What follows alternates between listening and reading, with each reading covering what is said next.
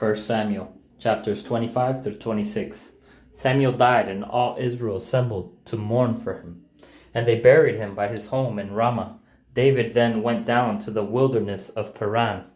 A man in Maon had a business in Carmel. He was a very rich man with 3,000 sheep and 1,000 goats, and was shearing his sheep in Carmel. The man's name was Nabal, and his wife's name Abigail. The woman was intelligent and beautiful, but the man, a Calebite, was harsh and evil in his dealings. While David was in the wilderness, he heard that Nabal was shearing sheep. So David sent 10 young men, instructing them, "Go up to Carmel, and when you come to Nabal, greet him in my name. Then say this long life to you, and peace to you, peace to your family, and peace to all that is yours. I hear that you are shearing. When your shepherds were with us, we did not harass them, and nothing of theirs was missing the whole time they were in Carmel. Ask your young men, and they will tell you.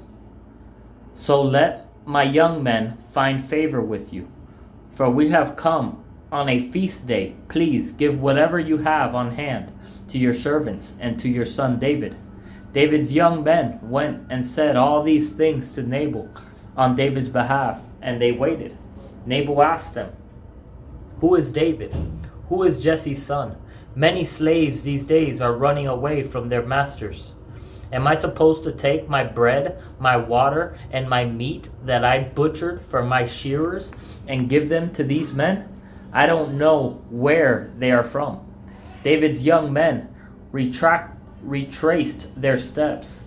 When they returned to him, they reported all these words. He said to his men, "All of you put on your swords."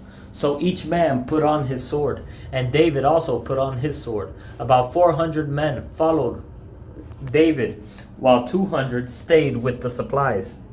One of Nabal's young men informed Abigail, Nabal's wife, "Look, David sent messengers from the wilderness to greet our master." But he screamed at them, "The men treated us very well when we were in the field. We weren't harassed, and nothing of ours was missing the whole time we were living among them. They were a wall around us, both day and night, the entire time we were with them herding the sheep. Now consider carefully what you should do, because there is certain to be trouble for our master and his entire family. He is such a worthless fool, nobody can talk to him." Abigail hurried, taking 200 loaves of bread, 2 clay jars of wine, 5 butchered sheep, a bushel of roasted grain, 100 clusters of raisins, and 200 cakes of pressed figs, and loaded them on donkeys. Then she said to her male servants, "Go ahead of me. I will be right behind you." But she did not tell her husband Nabal. As she rode the donkey down a mountain, pass hidden from view, she saw David and his men coming toward her and met them. David had just said, "I girded everything that belonged to this man in the wilderness for nothing. He was not missing anything, yet he paid me back evil for good. May God punish me, and do so severely, if I let any of his males survive until morning." When Abigail saw David, she quickly got off the donkey and knelt down with her face to the ground and paid homage to David. She knelt at his feet and said, "The guilt is mine, my lord, but please let your servant speak to you directly. Listen to the words of your servant. My lord should pay no attention to this worthless fool Nabal, for he lives up to his name. His name means stupid, and stupidity is all he knows. I, your servant, didn't see my lord's young men whom you sent. Now, my lord, as surely as the Lord lives, and as you yourself live, it is the Lord who kept you from participating in bloodshed and avenging yourself by your own hand. May your enemies and those who intend to harm my lord be like Nabal. Let this gift your servant has brought to my lord be given to the young men who follow my lord." Look how David was tested. The same test that he passed yesterday when he had the opportunity to kill Saul and he didn't take it. He left it in God's hands. He left revenge to the Lord. Now he got put to the test, and look how quick he gave in to anger, and he was about to stumble to this same test before this woman, this wise woman, this wife of this man, came to him, pleading with him to bring light and understanding back to him from participating in bloodshed and avenging yourself by your own hand. May your enemies and those who intend to harm my Lord be like Nabal. Let this gift your servant has brought to my Lord be given to the young men who follow my Lord. Please forgive your servant's offense, for the Lord is certain to make a lasting dynasty for my Lord, because he fights the Lord's battles. Throughout your life, may evil not be found in you. Someone is pursuing you and intends to take your life.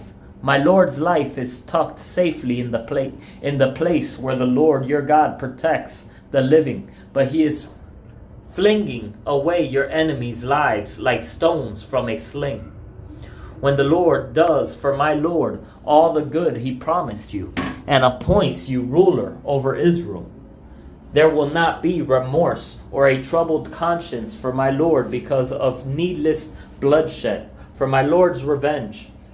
And when the Lord does good things for my Lord, may you remember me, your servant. Then David said to Abigail, Blessed be the Lord God of Israel, who sent you to me today, to meet me today. May your discernment be blessed, and may you be blessed today. You kept me from participating in bloodshed and avenging myself by my own hand. Otherwise, as surely as the Lord God of Israel lives, who prevented me from harming you, if you had not come quickly to meet me, Nabal wouldn't have had any males left by morning light. Then David accepted what she had brought him and said, Go home in peace. See, I have heard what you said and have granted your request. Then Abigail went to Nabal, and there he was in his house, holding a feast fit for a king. Nabal's heart was cheerful, and he was very drunk, so she didn't say anything to him until morning light. In the morning, when Nabal sobered up, his wife told him about these events. His heart died, and he became to a stone. Guys, as good of an idea as it sounds, to sit there and preach to a bunch of drunk, belligerent people, do not toss pearls to pigs. If somebody is that drunk, I'm not talking about tipsy, I'm talking about belligerent, that's tossing pearls to pigs. As soon as somebody has a wall up where they don't want to hear something, that becomes tossing pearls to pigs. It doesn't matter if they're Christian. It's not talking about their beliefs. It's not talking about any of that stuff. It's talking about their mindset and their willingness to listen. So yes, a Christian can be considered tossing pearls to a pig. The second that pride gets in the way and that Christian gets so puffed up that he's no longer listening to what you're saying, but he's just being belligerent, yes, that becomes tossing pearls to pigs. Do not sit there and try to entice the enemy or drunk people by trying to preach to these people while they're piss drunk.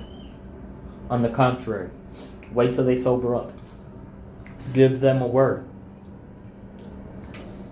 In the morning, when Nabal sobered up, his wife told him about these events. His heart died and he became a stone.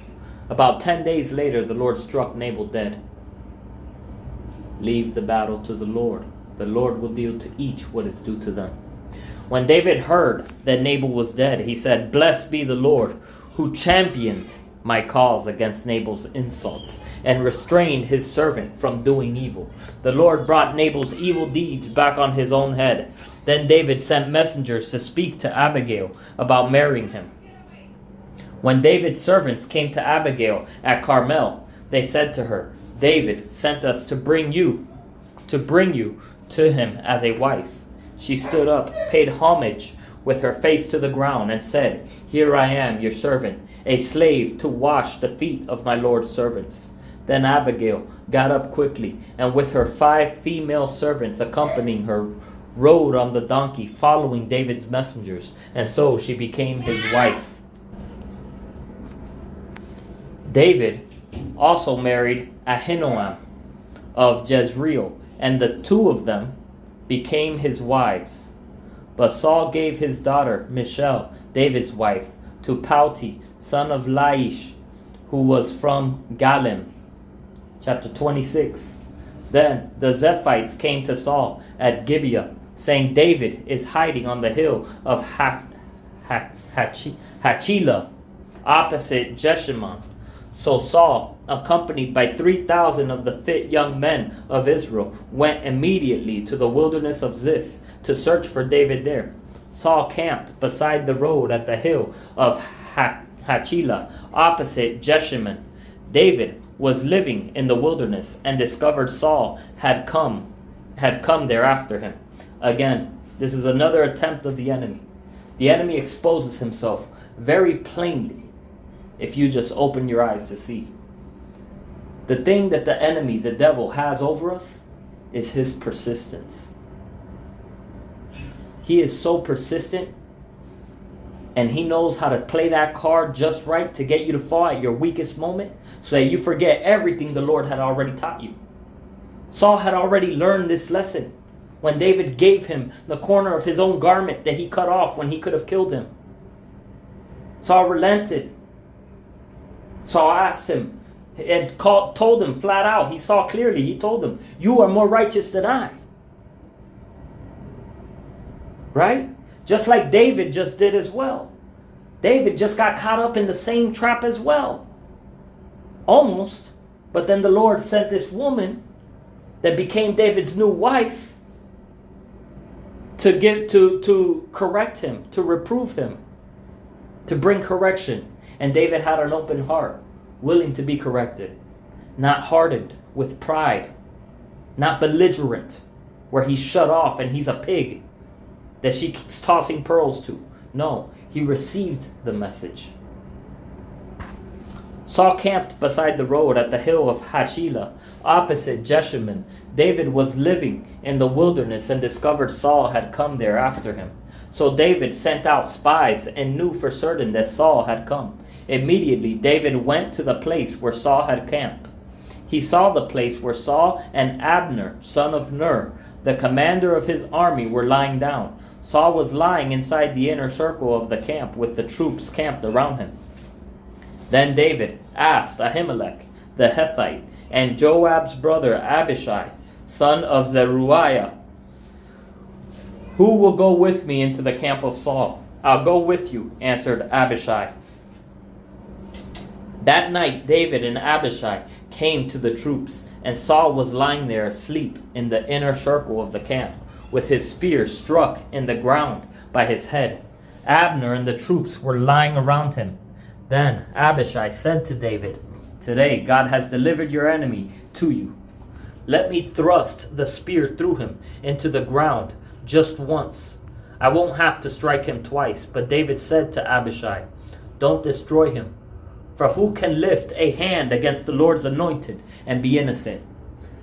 Now listen, because this is one thing. When David took that correction, not only he took it, right, without receiving it, because he did take it, but he did receive it. When Saul took the correction that David gave him, when David had the right to kill him and was able to kill him, he took it, but he didn't take it to heart. He didn't hold on to it. He didn't hold fast to it.